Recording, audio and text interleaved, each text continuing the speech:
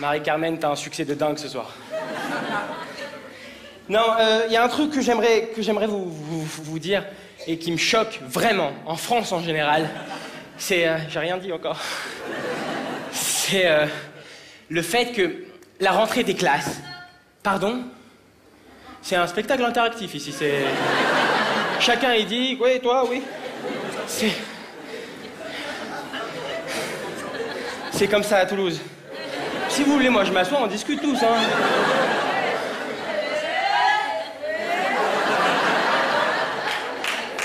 Il y a un truc qui m'énerve en France en général, c'est que vous, les adultes, vous croyez encore aujourd'hui que la rentrée des classes, c'est un jour merveilleux.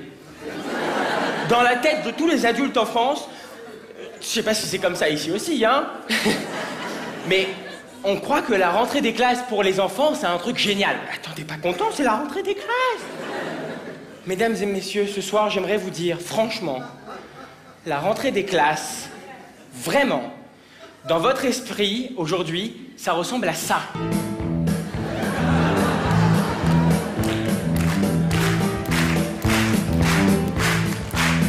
C'est chômé, c'est la rentrée.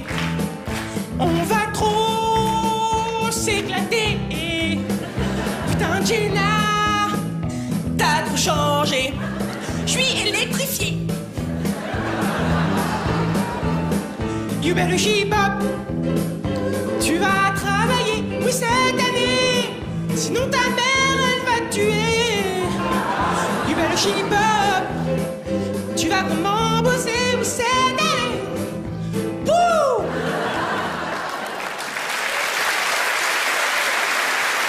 Alors qu'il y a quelque chose qu'il faut que vous sachiez vraiment, et ça me fait plaisir de pouvoir passer ce message à tous les adultes qui sont dans la salle ce soir. Il faut que vous sachiez qu'aujourd'hui, de nos jours, pensez-le, pensez à vos enfants qui vont bientôt aller à l'école, à vos enfants qui sont à l'école, et à vos enfants qui ont été à l'école dans les 2 dernières années.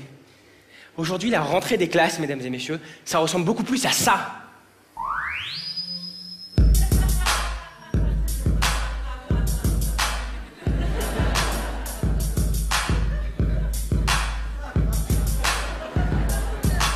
Bordel, quand on passe la grille, c'est la rentrée des classes et des conneries. Pas d'embrouille, man, pas d'hystérie. Donne ton portable si tu veux pas d'ennui. L'école, c'est tout ce que je déteste. J'étais détente au bled dans le Maroc de l'Est. Maintenant j'entre en France, monter mon business de shit pour leur vendre de la merde et leur prendre leur bif. Ah!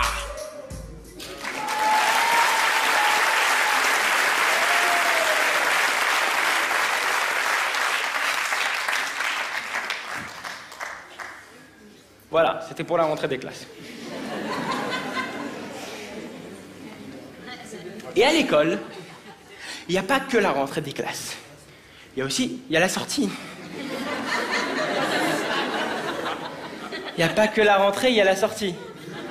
Mais alors vous, monsieur, vous avez battu Tam Tam, Carmen, tout le monde, hein. Il y a un truc, moi j'ai toujours été plutôt bon à l'école, comme Anne vous l'a dit, je vais passer mon bac cette année, et j'ai toujours été plutôt bon à l'école, mais il y a un truc, j'arrive pas, c'est les langues. Vous savez, les langues, on apprend les langues à l'école, on apprend l'anglais, super, je suis d'accord, l'anglais est hyper important, et en 4e, on doit faire un choix qui va être décisif pour le restant de notre vie. Soit allemand, soit espagnol. C'est horrible, tu sais. Moi, on m'avait dit, tu vas voir, les profs, ils vont venir dans ta classe et ils vont présenter leur matière chacun. Après, tu choisiras au mieux. Mais je flippais grave, tu sais. Moi, je m'imaginais ça de manière vraiment spéciale, quoi.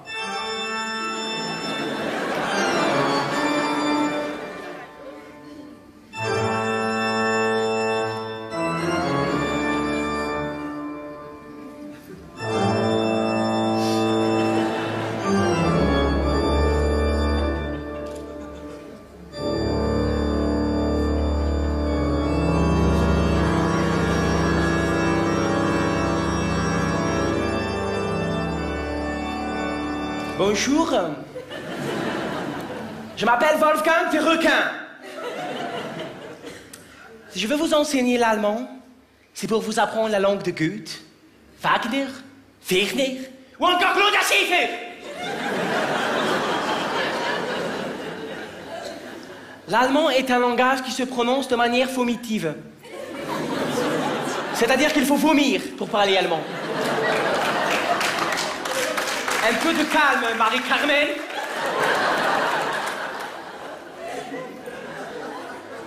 Vas-y, vomis. Mais vomis, te dis-je.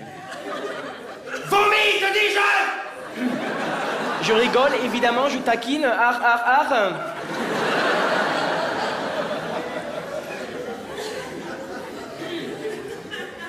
Mais toi, par exemple, moi, oui, toi, viens dire Guten Tag à toute la classe. Guten Tag, doucement, mon petit Kinder. Si vous voulez apprendre l'allemand, vous devrez vous battre pour l'Allemagne. Vous donner pour l'Allemagne. Vous saignez pour l'Allemagne. Frischenbackenhuten. Forcément, après un prof d'allemand comme ça, je m'imaginais un prof d'espagnol beaucoup plus détente, quoi. Suavemente, bésame, que quiero sentir tus labios besándome otra vez. Suavemente, bésame, que quiero sentir tus labios besándome otra vez. Suave, bésame, bésame, suave, bésame otra vez. Suave, yo quiero sentir tus labios besándome otra vez. Suave, besa, besa, suave, un poquito, suave, besa, besa, besa,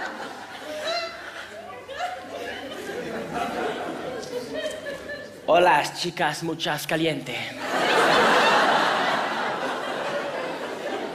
Ça veut dire bonjour les enfants?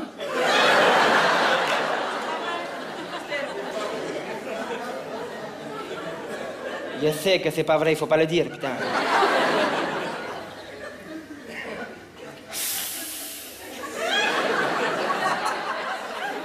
Je m'appelle Manuel Scorza del Boca del Patron.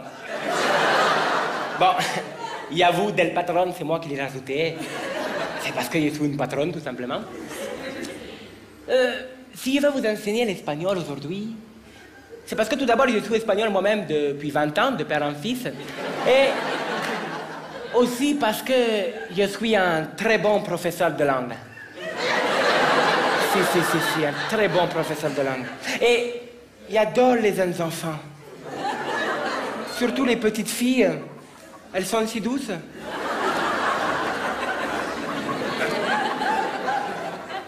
Si vous travaillez bien, je vous offrirai des sucettes soupa soups.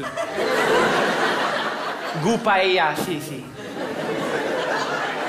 Mais dis-moi, toi, par exemple, est-ce que tu as déjà goûté chorizo? Je ne suis pas sûr, hein? En gros, j'avais le choix entre un prof d'allemand psychopathe et un prof d'espagnol pédophile.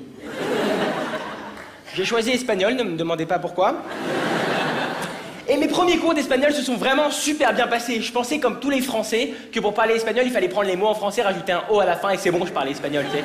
J'arrivais dans les cours, je faisais « Hey, buongiorno Au revoir Comment ça va ?» J'ai vite compris que l'espagnol, c'est pas ça du tout. Et donc, j'ai développé une autre technique que j'aime bien appeler la technique du si pero. Je vous explique. Quoi que le prof te demande, tu réponds par si pero. Ça passe toujours. Exemple, le prof vient. Que bien, s'il vous plaît. Un poquito de... es posible, ¿vale? Si, pero c'est pas... Ah si. Pero c'est pas seguro, c'est pas... Et moi, je savais déjà que pour le bac en espagnol, j'étais foutu, hein. Tu sais, je m'imaginais déjà le jour du bac arriver et le mec me dire, OK, vaya a responder a la cuestión a 1, 2 o 3. 1, 2, 3, un pasito par la te Maria. 1, 2, 3, un pasito par là. Et là, je vous assure, il m'a répondu un truc dont je me rappellerai toute ma vie. Si, pero que ça...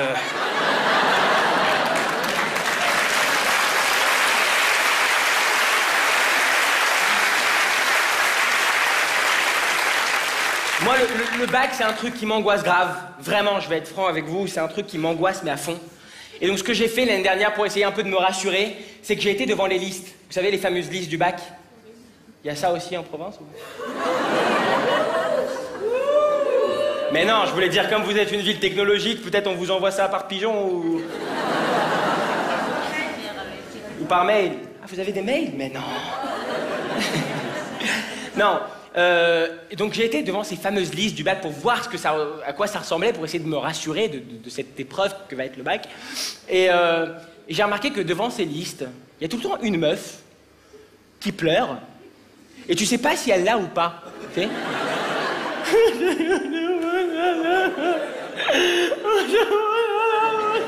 Tu sais, moi j'imagine sa mère de l'autre côté du téléphone. Mais tu l'as ou pas? Je t'en supplie, dis-moi que tu l'as. Je pleure moi aussi. Ça y est. Le bac, c'est un truc qui m'angoisse grave. Et en plus, en ce moment, comme je vais bientôt arriver à la fin de l'école, à la fin du lycée, je me dis, je fais plein de rétrospectives sur ma vie. Et je me dis... quand même, en cinquième, on est venu me voir, moi, on m'a dit, Kev, tu vas voir, cette année, tu vas avoir des cours de techno. Des cours de techno? J'ai kiffé grave. On m'a dit, tu vas voir, Kev, cette année, la cinquième, c'est cours de techno. J'ai dit, mais c'est génial. Moi, je pensais cours de techno. J'allais rentrer dans la salle, j'allais voir ça.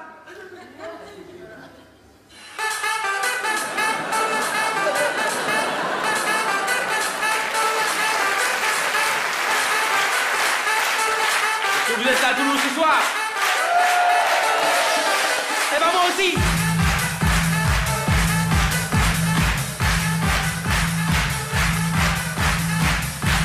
Sortez vos cahiers.